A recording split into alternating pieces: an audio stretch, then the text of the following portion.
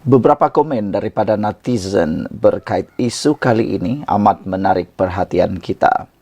Ada yang menulis, dosa-dosa yang terdahulu hanya akan diampuni apabila seseorang itu menganut agama Islam saja, Haji.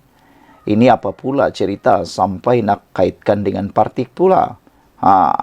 Ikuti terus ulasan kali ini kerana ianya berkaitan dengan perkara tersebut. Ada juga netizen memberikan komen di Black Hawk kata di Malaysia kini, percaya pada lebay-lebay PAS umpama percaya 8,481 boleh terbang jika diberi makan makanan ada logo halal. Ada juga netizen kata, Yellow Kite kata, 1 jari tunjuk ke orang, 3 jari tunjuk ke diri sendiri. Banyak kanak-kanak atau remaja Muslim membantah kepada cara PAS menerjemah Islam, kata Yellow Kite. Common Sense kata, gua cayalah. Save the Nation kata, kalau negara ditabir oleh walaun-walaun ini, macam inilah yang jadi. Tak ada juga yang akan terikut-ikut membuta tuli, kata Save the Nation. Apa cerita sehingga beberapa netizen ini mengeluarkan kenyataan komen yang begitu? Ini apabila PAS kata Islam menang, dosa lampau diampun. Inilah yang menjadi sangat panas. Kemenangan Islam dalam pilihan raya akan menyebabkan dosa-dosa golongan terdahulu diampunkan, seperti dinyatakan Allah di dalam Al-Quran, kata timbalan Presiden PAS, Tuan Ibrahim Tuanman, tampil menjelaskan.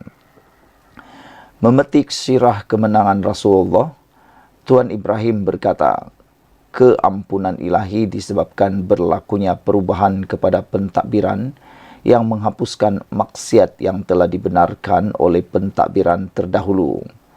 Allah menjelaskan kemenangan Islam. Tujuan pertama dan besar ialah kerana Allah nak ampun dosa yang dulu dan dosa yang kemudian. Dengan kemenangan Islam, kita boleh betulkan dasar yang tak betul, kemungkaran yang dibenarkan zaman dulu. Contohnya, perjudian, katanya dilapor Harakah Delhi hari ini. Bagaimanapun, laporan Harakah Delhi tersebut kemudiannya telah dipadamkan.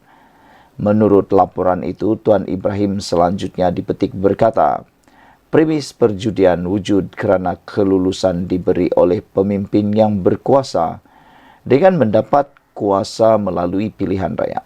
Malah katanya, pemimpin itu mendapat kuasa hasil sokongan rakyat terdahulu yang menyebabkan semuanya bersokongkol dengan maksiat itu. Macam mana kita nak menghentikan? Kita berjuang. Bila kita menang, kita tutup premis perjudian supaya dosa tadi terhenti. Bukan saja dosa yang dahulu diampun oleh Allah, tetapi juga dosa dan dosa yang akan datang. Katanya, disko tak tutup terus. Tuan Ibrahim yang juga bekas Menteri Air dan Alam Sekitar turut memberikan contoh. Perubahan dilakukan PAS selepas berjaya mengambil alih pentadbiran negeri Kelantan sebelum ini. Jelasnya, pentadbiran baru itu telah menyemak semula dan menghentikan dasar-dasar yang bercanggah dengan Islam. Mana yang tak bercanggah kita benarkan. Ada proses-proses yang kita alami. Demikian juga kita menang di Terengganu. Kita tak tutup terus bar, disko, kelab malam. Tetapi kita ada proses, ada kaedah-kaedah yang kita buat. Ada aulawiyat, katanya. Mana yang perlu utama dulu, mana yang perlu kemudian. Sebab kena teliti, kena hati-hati, katanya. Allah bila mana mengharamkan arak ada 3 peringkat. Demikian juga Allah dalam waktu menetapkan sesuatu hukum, ia tidak akan mengejut tiba-tiba saja. Katanya ketika berucap merasmikan mesyuarat agung PAS kawasan Port Dickson semalam. Saudara-saudara sekalian, apabila PAS mengatakan Islam menang, dosa lampau diampuni, inilah yang menimbulkan pelbagai komen daripada netizen sehingga kan ada yang kata, ini apa pula cerita sampai nak kaitkan hal diampun dosa dengan parti pula, kata Oasis. Dosa-dosa yang terdahulu hanya akan diampuni apabila seorang itu menganut agama Islam aja haji, kata Oasis. Ada yang kata Black Hawk pula kata, percaya pada lebay-lebay pas, umpama percaya 8.481 boleh terbang jika diberi makanan ada logo halal, kata Black Hawk. Ada yang kata, gua cayalah. Sekian dulu untuk kali ini. Jangan lupa tinggalkan komen Anda tentang isu kali ini. Ada juga yang berkata, jadi dosa dulu Pak Lebay beri rasuah bagi menang pilihan raya akan terpadam sekiranya pas menang pilihan raya akan datang. Lawak si Pak Man Teloni, kata Sami Velu. Sekian dulu, kita jumpa lagi. Bye-bye. Salam sejahtera, terima kasih karena bersama dengan saya di Nazilin Unity Channel. Nampaknya parti Bersatu kian tenat dan mungkin tiada harapan untuk mendapatkan semula 6 kerusi parlimen yang mau dikosongkan itu. Hari ini, seorang lagi pakar menyatakan bahwa sukar bagi Bersatu untuk mendapatkan pengisytiharan kekosongan kerusi. Pastinya ini satu tamparan yang sangat hebat, tamparan padu maut untuk Parti Bersatu. Jadi akhirnya Parti Bersatu terima tamparan padu maut.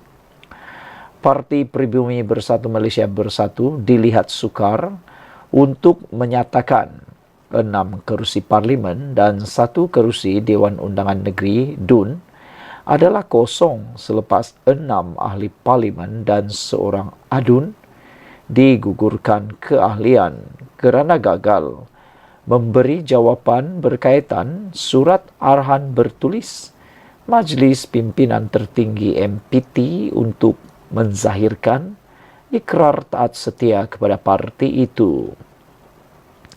Pensyarah Pusat Perdana Fakulti Teknologi dan Informatik Razak Universiti Teknologi Malaysia UTM, Profesor Madya Dr. Mazlan Ali berkata, ini kerana isu 6 ahli parlimen dan seorang adun itu membabitkan aspek perundangan dan teknikal yang tidak jelas. Saya fikir ia berkait dengan undang-undang sebab tidak jelas sekarang ini. Adakah ahli parlimen dan seorang adun itu gugur? Pertama, perkara 49 dalam kurungan E, Akta Anti Lompat Parti itu ada kelompangan dan tidak begitu jelas. Adakah otomatik dia boleh gugur keahliannya? Ini kerana pindaan yang dibuat oleh Bersatu itu agak lewat. Ada isu retrospektif di situ. Retrospektif ini ada kaitan dengan perlembagaan, di mana perlembagaan menetapkan sesuatu yang dikuatkuasakan pada masa itu tidak terpakai kepada backdated atau ketinggalan. Mereka, 6 ahli parlimen dan seorang adun ini, keluar sebelum perlembagaan Bersatu dipindah, katanya kepada Harian Metro hari ini.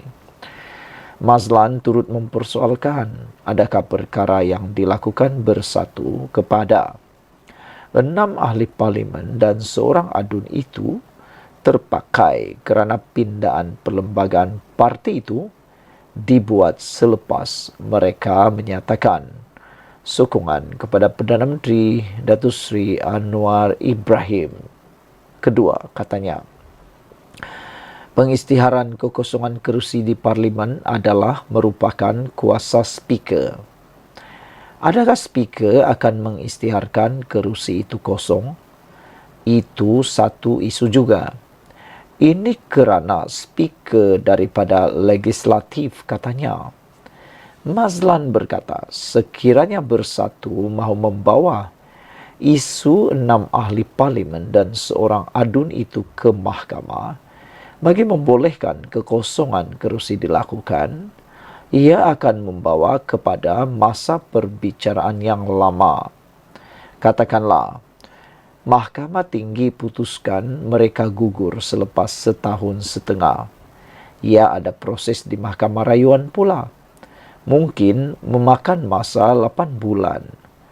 Kemudian, Mahkamah Rayuan kata kosong pula dan ada satu lagi, Mahkamah Persekutuan. Perkara ini akan ambil masa beberapa tahun. Selepas 3 tahun usia parlimen, kalau betul gugur, dia tidak boleh ada pilihan raya. Bersatu tak akan dapat kerusi itu. Dan kerajaan persekutuan mungkin akan melantik 6 ahli parlimen itu menjadi penyelaras di kawasan itu. Di situ katanya. Saudara-saudara sekalian, penjelasan yang cukup jelas ini memberitahu kita bahwa susah atau sukar sebenarnya bersatu untuk mendapatkan pengisytiharan kekosongan kerusi itu. Jadi secara tidak langsung, bolehlah kata kerusi ini masih kekal selama-lamanya untuk mereka 6 orang. Sekian dulu untuk kali ini. Jangan lupa tinggalkan komen Anda. Ikuti terus ulasan selepas ini.